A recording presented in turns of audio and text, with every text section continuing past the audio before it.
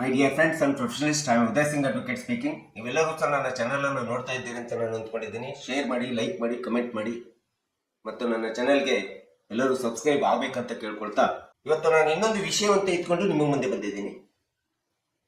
ಇವತ್ತು ನಾನು ಆಯ್ಕೆ ಮಾಡ್ಕೊಂಡಿರ್ತಕ್ಕಂಥ ವಿಷಯ ಅಂತಂದ್ರೆ, ವಿಲ್ ಮಾಡಿದ ತಕ್ಷಣ ಅಥವಾ ವಿಲ್ ಬರೆದ ತಕ್ಷಣ ಆಸ್ತಿ ನಿಮ್ಮದಾಗೋದಿಲ್ಲ ಎಂಬತಕ್ಕಂಥದ್ರ ಬಗ್ಗೆ ಸರ್ವೋಚ್ಚ ನ್ಯಾಯಾಲಯ ಒಂದು ಮಹತ್ವದ ತೀರ್ಪನ್ನು ಕೊಟ್ಟಿದೆ. ಸೊ ಏನು ಸರ್ವೋಚ್ಚ ನ್ಯಾಯಾಲಯ ವಿಲ್ ಮಾಡಿದ ತಕ್ಷಣ ನಿಮ್ಮ ಆಸ್ತಿ ನಿಮ್ಮದಾಗ್ಲಿಕ್ಕೆ ಸಾಧ್ಯ ಇಲ್ಲ ಎಂಬತಕ್ಕಂಥ ತೀರ್ಪನ್ನು ಕೊಟ್ಟಿದೆ.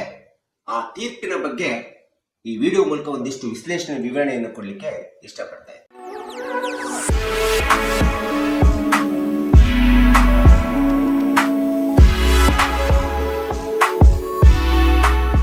ಸಹಜವಾಗಿ ಕುಟುಂಬದಲ್ಲಿ ಆಸ್ತಿ ಹಂಚಿಕೆ ಪ್ರಶ್ನೆ ಬಂದಂತ ಸಂದರ್ಭದಲ್ಲಿ ಹಿರಿಯರಾದಂಥವರು ಅಥವಾ ಕುಟುಂಬದ ಮುಖ್ಯಸ್ಥರಾದಂಥವರು ಅಥವಾ ತಂದೆ ಅಥವಾ ತಾಯಿ ಇರಬಹುದು, ನಿಮಗೆ ವಿಲ್ ಬರೆಯುವುದರ ಮೂಲಕ ಅಥವಾ ವಿಲ್ ಮಾಡುವುದರ ಮೂಲಕ ಆಸ್ತಿಯನ್ನು ನಿಮಗೆ ಕೊಟ್ಟಂತ ಸಂದರ್ಭದಲ್ಲಿ, ಹಾಗೆ ವಿಲ್ ಮೂಲಕ ಬಂದಂತ ಆಸ್ತಿ ನಮ್ಮದೇ ಎಂಬತಕ್ಕಂಥ ನಂಬಿಕೆ, ವಿಶ್ವಾಸ ಬಹಳಷ್ಟು ಸಹಜವಾಗಿ ಕುಟುಂಬದ ಸದಸ್ಯರೇ ವಿಲ್ ಮಾಡಿಸಿಕೊಂಡವರಿಗೆ ಇರ್ತದೆ. ಇದು ಪ್ರತಿಯೊಬ್ಬ ಬಹಳಷ್ಟು ಕುಟುಂಬದ ಜನಸಾಮಾನ್ಯರಲ್ಲಿ ಇರ್ತಕ್ಕಂಥ ಒಂದು ನಂಬಿಕೆ, ವಿಶ್ವಾಸ. ವಿಲ್ನಿಂದ ಬಂದ ಆಸ್ತಿ ನನ್ನದು. ಆದ್ರೆ ಇತ್ತೀಚಿನ ದಿನಗಳಲ್ಲಿ ಸರ್ವೋಚ್ಚ ನ್ಯಾಯಾಲಯ ರೀಸೆಂಟ್ ಆಗಿ ಸರ್ವೋಚ್ಚ ನ್ಯಾಯಾಲಯ ಒಂದು ಸುಪ್ರೀಂ ಕೋರ್ಟ್ ಮಹತ್ವದವಾದಂತ ತೀರ್ಪನ್ನು ಕೊಟ್ಟಿದೆ. ಈ ಒಂದು ತೀರ್ಪಿನ ಪ್ರಕಾರ ಯಾವುದೇ ಒಬ್ಬ ಕುಟುಂಬದ ಮುಖ್ಯಸ್ಥರು, ಹಿರಿಯರು ವಿಲ್ ಅನ್ನು ಎಕ್ಸಿಕ್ಯೂಟ್ ಮಾಡಿದ್ದಾರೆ ಅಂದ ತಕ್ಷಣ ಆ ರೀತಿ ವಿಲ್ಲಿನಿಂದ ಬರೆದುಕೊಂಡು ಅಥವಾ ವಿಲ್ಲಿನ ಮೂಲಕ ಬಂದಿರತಕ್ಕಂಥ ಆಸ್ತಿಗೆ ನಾನೇ ಮಾಲೀಕ ಅಂತೇಳಿ ಅಂದುಕೊಳ್ಳತಕ್ಕಂಥದ್ದು ತಪ್ಪು ಅಂತೇಳಿ ಇವತ್ತು ಸುಪ್ರೀಂ ಕೋರ್ಟ್ ಹೇಳಿದೆ. ಸೊ ಈ ರೀತಿಯಾದಂತ ವಿಲ್ ಮೂಲಕ ಎಕ್ಸಿಕ್ಯೂಟ್ ಆದಂತ ಆಸ್ತಿಯನ್ನ ಮಾನ್ಯ ನ್ಯಾಯಾಲಯದ ಮುಂದೆ ಚಾಲೆಂಜ್ ಮಾಡಿದಂತ ಸಂದರ್ಭದಲ್ಲಿ ಅಂತ ಒಂದು ವಿಲ್ ಅನ್ನ ಸರ್ವೋಚ್ಚ ನ್ಯಾಯಾಲಯ ರದ್ದುಪಡಿಸುವಂತದ್ದು ಇವತ್ತು ಕಾನೂನಿಗೆ ಅಧಿಕಾರ ಇದೆ ಅಂತೇಳಿ ನಮಗೆ ಈ ತೀರ್ಪಿನ ಮೂಲಕ ಗೊತ್ತಾಗಿದೆ. ಸೊ ಇಂತಹದೊಂದು ಪ್ರಕರಣ ರೀಸೆಂಟ್ ಆಗಿ ಸುಪ್ರೀಂ ಕೋರ್ಟಿನ ವಿಚಾರಣೆಗೊಳಪಟ್ಟಿದೆ.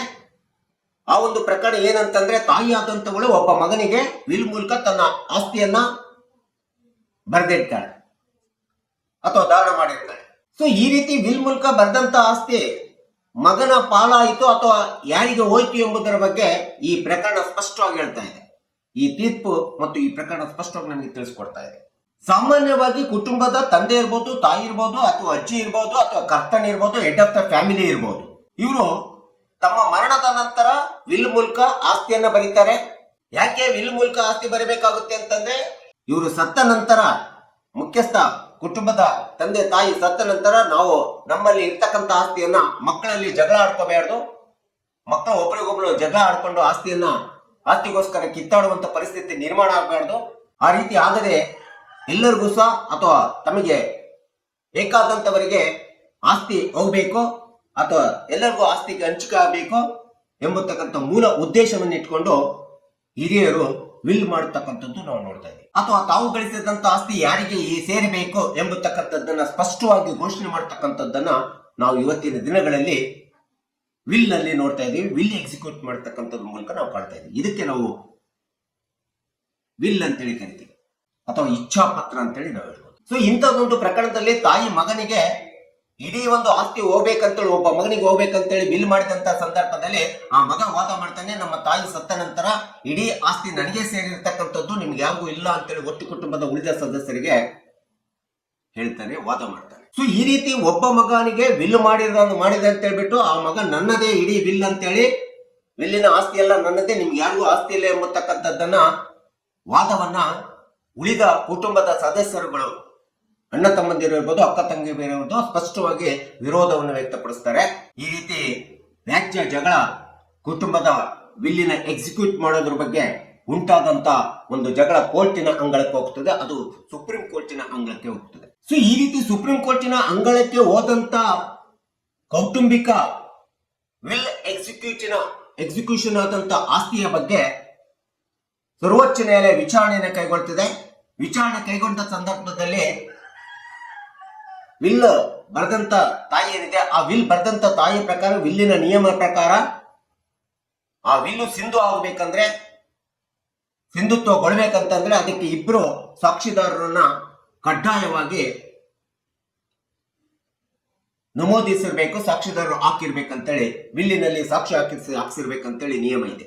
ಇಂಥ ಒಂದು ವಿಲ್ಲಿನಲ್ಲಿ ಸಾಕ್ಷಿ ಹಾಕಿಸಿರ್ತಕ್ಕಂಥ ಇಬ್ಬರಲ್ಲಿ ಒಬ್ಬ ವೈದ್ಯರು ಈ ತಾಯಿ ಎಕ್ಸಿಕ್ಯೂಟ್ ಮಾಡಿರ್ತಕ್ಕಂಥ ವಿಲ್ಲಿಗೆ ಸಾಕ್ಷಿದಾರರಾಗಿ ಸಾಕ್ಷಿಯನ್ನು ಹಾಕಿರ್ತಾರೆ. ಈಗ ಒಬ್ಬ ಪ್ರಮುಖವಾದಂತ ಸಾಕ್ಷಿದಾರರನ್ನ ವಿಚಾರಣೆಗೆ ಕೈಗೊಂಡಿರ್ತಕ್ಕಂಥ ಮಾನ್ಯ ನ್ಯಾಯಾಲಯ ಅದು ವಿಶೇಷವಾಗಿ ವೈದ್ಯರು ಸಾಕ್ಷಿ ಹಾಕಿರೋದ್ರಿಂದ ಆ ವೈದ್ಯರನ್ನ ವಿಚಾರಣೆಗೆ ಕರೆಸ್ತದೆ, ನ್ಯಾಯಾಲಯ ವಿಚಾರಣೆಯನ್ನ ಕೈಗೊಳ್ತದೆ. ಸೊ ಈ ರೀತಿ ಪ್ರಮುಖವಾದಂತ ಸಾಕ್ಷಿದಾರನ ವಿಚಾರಣೆ ನಡೆಸುವಂತ ಸಂದರ್ಭದಲ್ಲಿ ಆ ಸಾಕ್ಷಿದಾರ ಎಕ್ಸಿಕ್ಯೂಟ್ ಮಾಡಿರ್ತಕ್ಕಂಥ ವಿಲ್ಲಿನ ಬಗ್ಗೆ ಅಥವಾ ಆ ವಿಲ್ಲಿನ ಸಿಂಧುತ್ವವನ್ನೇ ಪ್ರಶ್ನಿಸುವಂತ ರೀತಿಯಲ್ಲಿ ತನ್ನ ಹೇಳಿಕೆಯನ್ನ ವಿಚಾರಣೆಯಲ್ಲಿ ಕೊಡ್ತಾರೆ, ಅದು ವೈದ್ಯರಾಗಿ.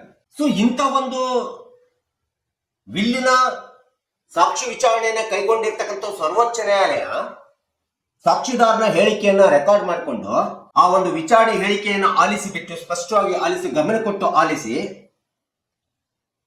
ಇಂಡಿಯನ್ ಸಕ್ಸೆಷನ್ ಆಕ್ಟ್ 1956 ಸೆಕ್ಷನ್ 63 ಇರಬಹುದು ಮತ್ತು ಇಂಡಿಯನ್ ಎವಿಡೆನ್ಸ್ ಆಕ್ಟ್ 1872 ಸೆಕ್ಷನ್ 68 ಪ್ರಕಾರ ಸರ್ವೋಚ್ಚ ನ್ಯಾಯಾಲಯ ತನ್ನದೇ ಆದಂತಹ ಮಹತ್ವದ ತೀರ್ಪನ್ನು ಹೇಳ್ತದೆ. ಈ ಎರಡು ಸೆಕ್ಷನ್ಸ್ ಗಳನ್ನ ಅನ್ವಯ ಮಾಡಿಬಿಟ್ಟು ಈ ವಿಲ್ಲಿನ ಪ್ರಕರಣದೊಳಗಡೆ ಅನ್ವಯ ಮಾಡಿ ತನ್ನದೇ ಆದಂತ ಸ್ಪಷ್ಟವಾದಂತ ವಿಲ್ ಬಗ್ಗೆ ಒಂದು ಮಹತ್ವದ ತೀರ್ಪನ್ನ ಸುಪ್ರೀಂ ಕೋರ್ಟ್ ಹೇಳಿದೆ.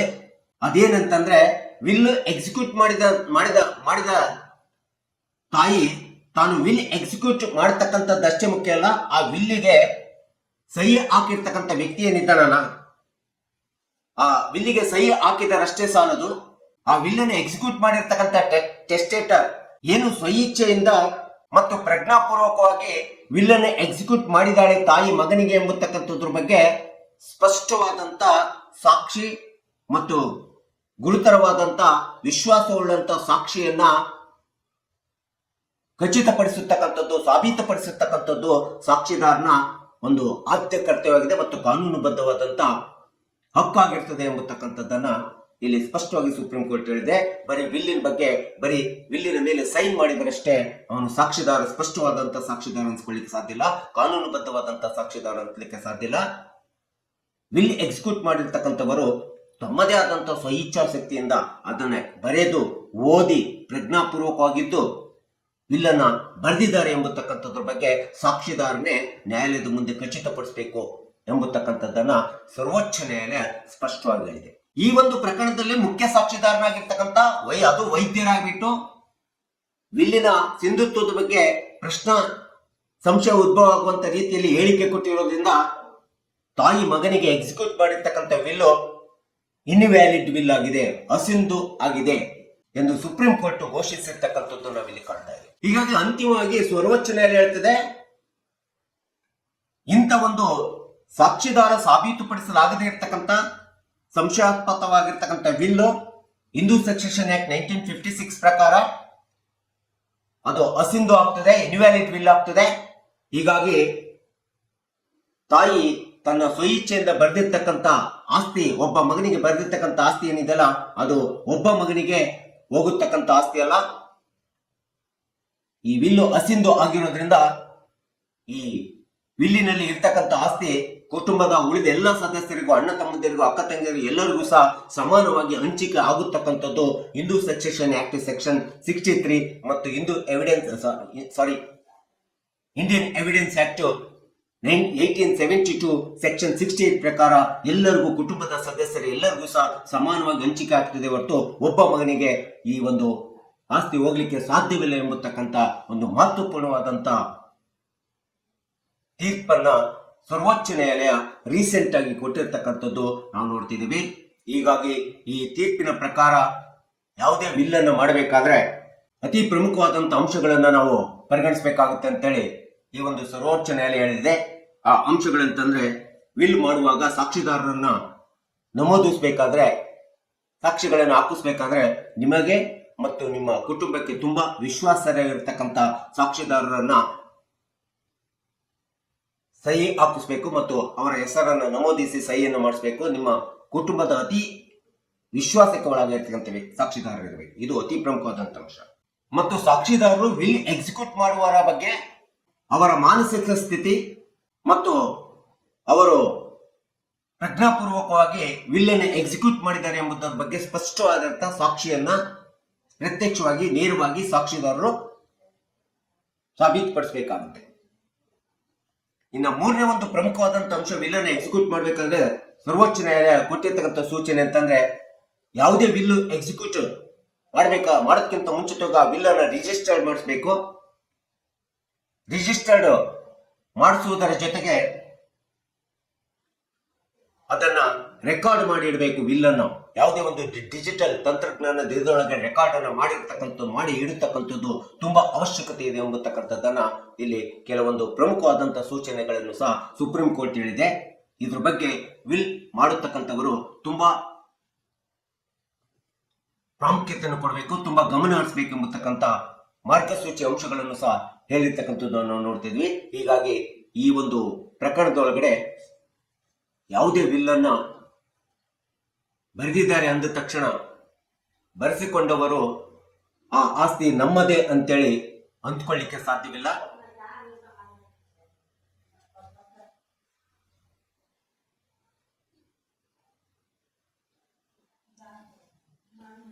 ಇಲ್ಲಿ ಸರ್ವೋಚ್ಚ ನ್ಯಾಯಾಲಯದ ಮುಖ್ಯ ಉದ್ದೇಶ ಅಂತಂದ್ರೆ ಬರೀ ಕೇವಲ ಕಾಗದದ ಮೇಲೆ ದಾಖಲೆಯ ಮೇಲೆ ಸಾಕ್ಷಿಯನ್ನು ಸಹಿಯನ್ನ ಮಾಡಿದ ತಕ್ಷಣ ವ್ಯಾಲಿಡ್ ವಿಲ್ ಆಗ್ಲಿಕ್ಕೆ ಸಾಧ್ಯವಿಲ್ಲ. ಆ ಸಹಿ ಮಾಡುವುದರ ಹಿಂದೆ ಏನು ಸತ್ಯಾಸತ್ಯತೆ ಇದೆ ಎಂಬತಕ್ಕಂಥದ್ದನ್ನ ಸಾಕ್ಷಿದಾರರ ವಿಶ್ವಾಸಾರ್ಹತೆಗೆ ಬರಬೇಕಾಗುತ್ತೆ.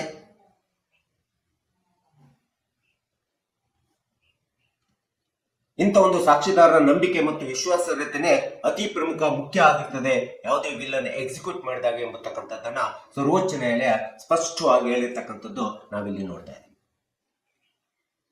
ಹೀಗಾಗಿ ನಾವು ವಿಲ್ ಮಾಡುವಂತ ಸಂದರ್ಭದಲ್ಲೂ ಸಹ ಒಂದು ಸಣ್ಣ ತಪ್ಪಿನಿಂದಾಗಿ, ಒಂದು ಚಿಕ್ಕ ತಪ್ಪಿನಿಂದಾಗಿ ಇಡೀ ಒಂದು ವಿಲ್ ಅಸಿಂಧು ಆಗುತ್ತಕ್ಕಂಥದ್ದು, ಇನ್ವ್ಯಾಲಿಡ್ ಆಗುತ್ತಕ್ಕಂಥದ್ದು ಸಾಧ್ಯತೆ ಇದೆ. ಅಂತ ಒಂದು ಇನ್ವ್ಯಾಲಿಡ್ ವಿಲ್ ಅನ್ನ ಕೋರ್ಟ್ ರದ್ದುಪಡಿಸತಕ್ಕಂಥ ಒಂದು ಕಾನೂನಿಗೆ ಅಧಿಕಾರ ಇದೆ, ಕಾನೂನಿದೆ ಎಂಬತಕ್ಕಂಥದ್ದನ್ನ ಇವತ್ತು ಈ ಒಂದು ಸುಪ್ರೀಂ ಕೋರ್ಟಿನ ತೀರ್ಪಿನ ಪ್ರಕಾರ ನಾವು ನೀವುಗಳೆಲ್ಲರೂ ತಿಳ್ಕೋಬೇಕೆಂಬತಕ್ಕಂಥ ಹಿನ್ನೆಲೆಯನ್ನು ಇಟ್ಕೊಂಡು ಕಕ್ಷಿದಾರರಿಗೆ, ಸಾರ್ವಜನಿಕರಿಗೆ ಮತ್ತು ಕುಟುಂಬದ ಸದಸ್ಯರುಗಳಿಗೆ ವಿಲ್ ಅನ್ನು ಮಾಡಬೇಕಾದ್ರೆ ಈ ಎಲ್ಲ ಅಂಶಗಳ ಗಮನ ಇಟ್ಕೊಳ್ಳಿ ಎಂಬತಕ್ಕಂಥ ಹಿನ್ನೆಲೆಯನ್ನು ಇಟ್ಕೊಂಡು ನಾನು ಈ ಪ್ರಕರಣವನ್ನು ನಿಮ್ಮ ಮುಂದೆ ಹೇಳಿದ್ದೀನಿ. ಈ ಒಂದು ವಿಡಿಯೋ ಮತ್ತು ಈ ಪ್ರಕರಣ ನಿಮಗೆ ಇಷ್ಟ ಆಗಿದ್ರೆ ದಯವಿಟ್ಟು ನೀವೆಲ್ಲರೂ ಸಹ ಶೇರ್ ಮಾಡಿ, ಲೈಕ್ ಮಾಡಿ, ಕಮೆಂಟ್ ಮಾಡಿ. ಮಗದೊಮ್ಮೆ ನನ್ನ ಚಾನೆಲ್ಗೆ ಸಬ್ಸ್ಕ್ರೈಬ್ ಆಗೋದನ್ನ ಮರಿಬೇಡಿ ಅಂತ ಕೇಳ್ಕೊಳ್ತಾ ಇವತ್ತಿನ ವಿಷಯಕ್ಕೆ ವಿರಾಮ ಹೇಳ್ತೀನಿ. ನಾನು ಇನ್ನೊಂದು ವಿಷಯವನ್ನು ತೆಗೆದುಕೊಂಡು ನಿಮ್ಮ ಮುಂದೆ ಬರ್ತೀನಿ. ಜೈ ಹಿಂದ್, ಜೈ ಕರ್ನಾಟಕ.